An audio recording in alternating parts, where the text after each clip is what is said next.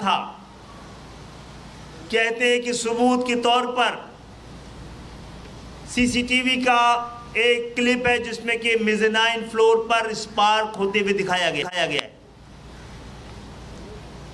فیصلہ آ چکا تھا, اس حادثے اور سانحے کا فیصلہ آ چکا تھا, لیکن پھر دوسری بہت سوچ سمجھ کر ایک ایسی تنظیم جو پاکستان کے اس بوسیدہ نظام کے لیے بہت بڑا خطرہ ہے, تو پاکستان پہ قابض جاگیردارانہ قیادت نے یہ ضروری سمجھا کہ اس واقعے کی بنیاد پر, جہاں پہ شہید ہونے والے لوگ بھی ہمارے تھے, ایم کیو ایم کو نشانہ بنایا جاتا رہے. کل کے فیصلے میں لکھا ہے کہ یہ ہو ہی نہیں سکتا کہ ایم کیو ایم کی اعلیٰ قیادت سے پوچھے بغیر یہ واقعہ ہوا ہو. آپ جج صاحب نے اپنے اندیشے کا اظہار فیصلے کی شکل میں دے دیا ہے.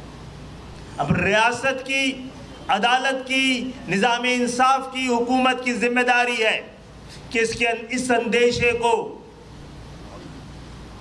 اس پہ ایک عدالتی کمیشن بنایا جائے. ایم کیو ایم آج اپنے آپ کو پیش کر رہے ہیں اور ہم امید کرتے ہیں کہ جب کوئی ایسا فیصلہ ہوگا تو پی آئی اے کے جہاز کے اغوے کے فیصلے میں بھی کسی اعلیٰ, کہ جب کوئی ایسا فیصلہ ہوگا تو پی آئی اے کے جہاز کے اغوے کے فیصلے میں بھی کسی اعلیٰ قیادتوں کے بارے میں کوئی کمیشن قائم کیا جائے گا. سانحہ مشرقی پاکستان کے بارے میں بھی ادھر ہم ادھر تم کے نعرے کے ساتھ اندیشے اگر کھڑے ہوتے رہے تو پھر اس پہ بھی عدالتی کمیشن بننا چاہیے. 12 مئی سب کو یاد ہے, ہم نے تو اس پہ بھی عدالتی کمیشن بنانے کو کہا تھا, اور اس کے ساتھ اس کے شور میں 27 دسمبر 2007 کو کراچی سندھ کے شہری علاقوں میں خصوصاً ایک واقعہ راولپنڈی میں ہوا. نظر آتش, دکانیں اور مکان نہیں, لوگ, ٹائر نہیں جلائے گئے احتجاج میں, لوگ جلا دیے گئے. پورے شہر کو آگ کے سپرد کر دیا گیا. اس کے لیے بھی کسی سیاسی قیادت کو مورود الزام ٹھہرایا جا سکتا ہے. اندیشہ یہی ہے, خطرہ یہی ہے, تو اس کے لیے بھی عدالتی کمیشن بنایا جائے. اور اگر فیصلوں میں کہیں اس سیاسی تعلق اور لسانی بو آتی ہو تو اس پہ بھی عدالتی کمیشن بنتا ہے.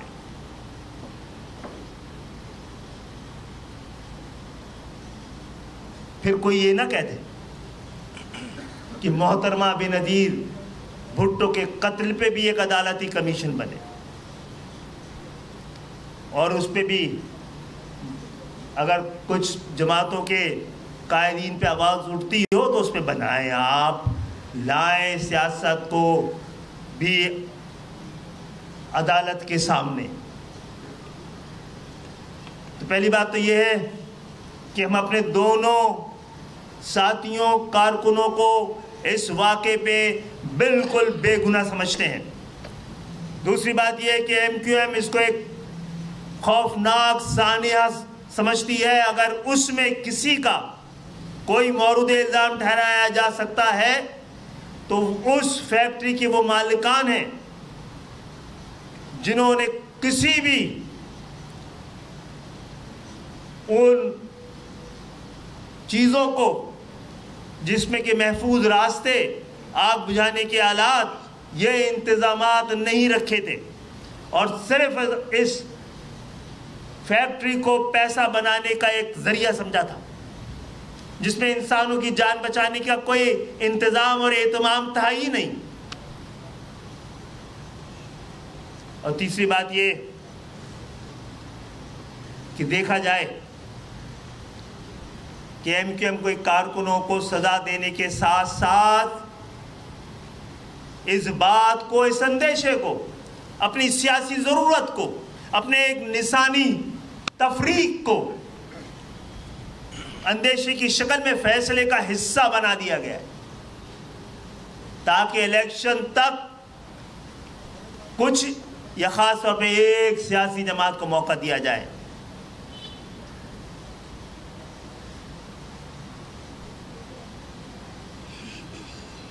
مصطفی حضرات،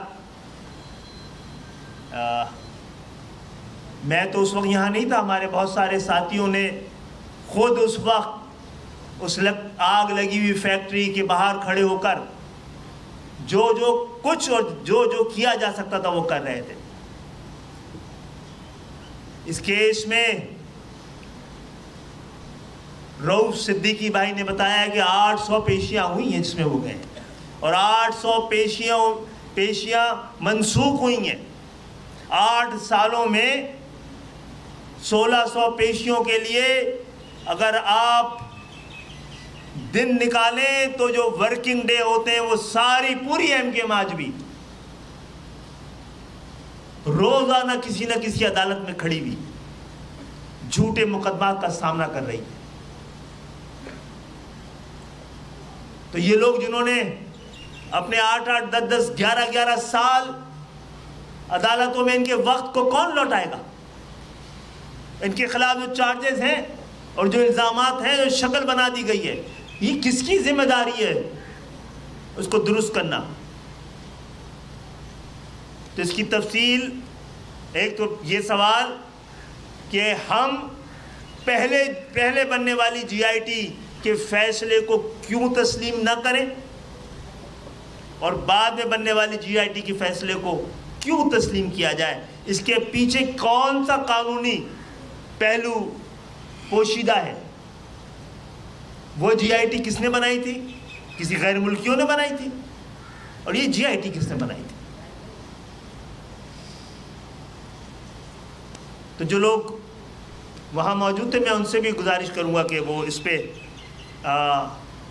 ان کیمروں کے ذریعے پاکستان کی عوام کو بتائیں کہ متحدہ قومی موومنٹ ایک امن پسند، تشدد سے گریز کرنے والی، ہم پر سرکاری اور ریاستی تشدد ہوا ہے، ہم نے نہیں کیا. بہت بہت شکریہ آپ کا.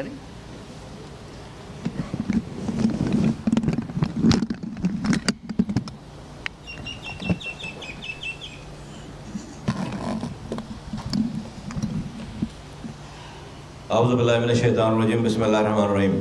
رب اشرح لی صدری ویسر لی امری واحلل عقدۃ من لسانی یفقہوا قولی. صلی اللہ علیہ وآلہ وسلم. خالد مقبول صدیقی صاحب نے، کنوینر ایم کیو ایم پاکستان نے، تمام پوائنٹس کے اوپر اپنے بالکل واضح موقف کا اعلان کر دیا. میں اس بات کو آگے بڑھاتے ہوئے کہنا چاہتا ہوں، جج صاحب نے جو فیصلہ لکھا ہے، انہوں نے نعوذ باللہ وہ اللہ میاں بن گئے وہ کہ ایم کیو ایم کی قیادت کی سوچ رہی ہوگی، ان کے طریقہ کار، ان کے یعنی کہ وہ دماغ میں گھس کر وہ ہماری سوچوں کو بھی جان رہے ہیں، اور اس جاننے کے اوپر انہوں نے یہ فیصلہ لکھا ہے کہ یہ کیسے ہو سکتا ہے کہ ایم کیو ایم کی قیادت کے بغیر یہ ایم کیو ایم کے کارکنوں نے آگ لگا دی. تو بھائی جب یہ فیصلہ کر ہی لیا تو بھائی سزا ان دونوں کارکنوں کو ڈیتھ سینٹنس کیوں دے دیا؟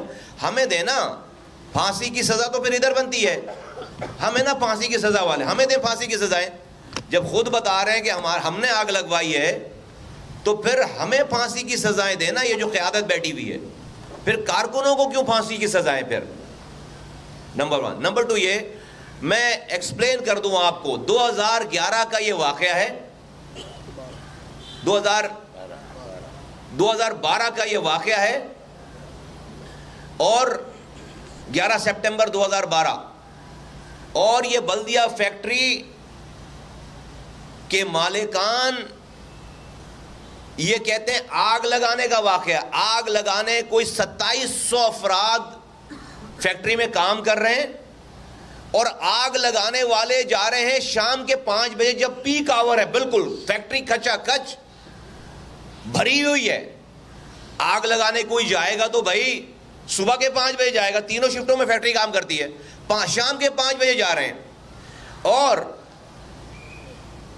ساری رپورٹوں میں یہ لکھا ہوا ہے کہ فیکٹری کے مالکان نے ان کا جو گارمنٹس چوری ہوتا تھا, اس چوری کے ڈر سے ساری کھڑکیوں کے شیشے نکلوا کے ان پہ لوہے کی شیٹیں لگوا کے ویلڈ کروا دی تھیں. انہوں نے سارے دروازے بند کروا کر ایک ہی انٹری ایگزٹ رکھی بس. کوئی فائر الارم نہیں تھا, کوئی آگ بجھانے کا آلہ نہیں تھا, اور اوپر جانے چھت پر جانے والی جو سیڑھی تھی اس کا جو رستہ تھا اس کے گیٹ پر اتنا بڑا تالا لگا دیا. اس لیے 260 لوگوں میں سے 180 افراد کی ڈیڈ باڈیز اس دروازے کے ساتھ ملی, جو بیچارے اوپر بھاگنا چاہ رہے تھے چھت پر. جو اوپر چلے جاتے نہیں مرتے, وہاں سے نہیں مرتے. ان رپورٹس میں لکھا ہے کہ اس نے اپنے بیسمنٹ میں ایک ووڈن کا ایک اور فلور ڈال رکھا تھا, لکڑی کا ایک فلور ڈال رکھا تھا. نا 2012 کے اس واقعے کے بعد یہ جو سارا کیس شروع ہو رہا ہے, جو یہ والا کیس ہے, اس وقت کی 2 GITs بنی, کہا کہ جو ہے وہ فائر لگایا نہیں گیا, آگ لگی ہے, شارٹ سرکٹ سے آگ لگی ہے, اور مالکان قصوروار ہیں. ان تمام بیسس پہ مالکان کو.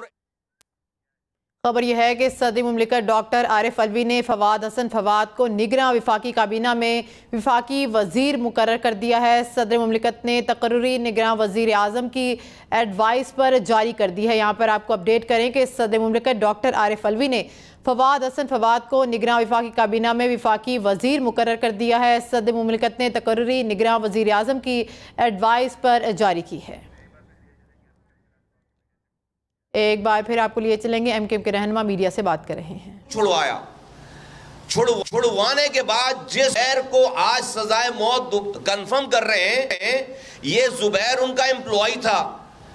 وہ 2012 میں جب فیکٹری جل گئی, جب بھی ساتھ تھا, اس کے بعد انہوں نے اپنی دوسری فیکٹری بنائی گودرا میں, نیو کراچی گودرا میں. اس زبیر کو 2.5 سال تک اپنے پاس نوکر رکھا ہے انہوں نے. یہ زبیر جس کو سزائے موت ہوئی ہے, پھر اس کے بعد اس کو باہر جانا ہوا, اس کو ویزا لگ گیا 2 سالوں کا, وہ باہر اس کو جاب مل گئی, تو یہ مالکان اپنی گاڑی میں اس کو ایئرپورٹ چھوڑ کر آئے. یہ مالکان اپنی گاڑی میں اس کو ایئرپورٹ چھوڑ کر آئے. جس بندے نے آگ لگائی ہے اس بندے کو 2 سالوں تک اپنی فیکٹری میں آپ ملازمت دے رکھا ہے آپ نے, پھر اس کو گاڑی پر چھوڑ کر آ رہے ہیں. اب یہ پوری GIT کتنی مذاقہ خیز ہے. یہ شروع کیسے ہو رہی ہے؟ 2012 میں یہ آگ لگی ہے. 2014-15 میں گلشن اقبال کا ایک کارکن جس کا کوئی بلدیہ ٹاؤن سے تعلق نہیں, رضوان قریشی اس کا نام ہے, وہ کسی کیس میں پکڑا جاتا ہے, سوسائٹی تھانے میں اس کو رکھا گیا.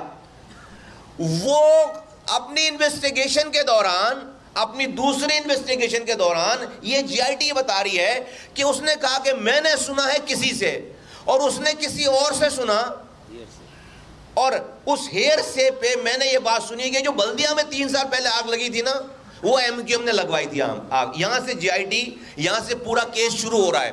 اچھا بھائی, ہو سکتا ہے کہ سنی ہو بات, تو اس کو پکڑنا تھا, اس رضوان قریشی کو رکھنا تھا, اس کو اریسٹ رکھنا تھا, اس کو انٹیروگیٹ کرنا تھا, اس کو عدالتوں کے سامنے پیش کرنا تھا. یہ واقعہ سن کر رضوان قریشی کو رہا کر دیا. یہ بات سن کر رضوان قریشی کو رہا کر دیا گیا, اور اس کے بعد کبھی اس پورے انٹیروگیشن میں رضوان قریشی گرفتار ہوئے ہی نہیں, عدالت کے سامنے پیش ہوئی.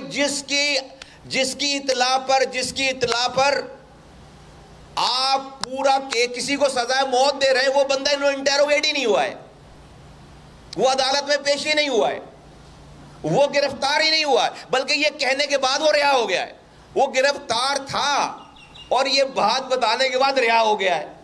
عجیب مذاق ہے. یہاں سے GIT شروع ہو رہی ہے. پھر GIT کا جو مین, اس پورے آگ لگانے کا جو مین ایویڈنس ہے, جو مین گواہ ہے, وہ یہ جی آئی ٹی خود کہہ رہی ہے. کون ہے؟ ایک چرس پینے والا. جی آئی ٹی کہہ رہی ہے, جی آئی ٹی میں لکھا ہے کہ ایک چرسی ورکر, چرس پینے والا, وہ یہ کہہ رہا ہے کہ جب میں چرس پینے کے لیے بیسمنٹ میں جانے کے لیے میں نے راستہ اختیار کیا تو وہاں میں نے دیکھا کہ زبیر جو ہے وہ کیمیکل پھینک رہا ہے اور اس سے آگ لگتی چلی جا رہی ہے. کون ہے؟ چرسی ہے. جی آئی ٹی بول رہی ہے, وہ خود بول رہا ہے. ایک چرس پینے والے چرسی کی گواہی پر آپ جی آئی ٹی, اتنا بڑا پاکستان کی اتنی بڑی ریاست, یہ جج صاحب, یہ عدالتیں, یہ ماشاءاللہ سے اس پارٹی کے خلاف فیصلہ کر رہے ہیں جو 40 سالوں سے یہاں پر لوگوں کے دلوں کی حکمرانی کر رہی ہے. چلتے گئے اب یہ پوری جی آئی ٹی چل رہی ہے ایک چرس پینے والے کی گواہی کے اوپر. سبحان اللہ. اور اس سے ایویڈنس ہے.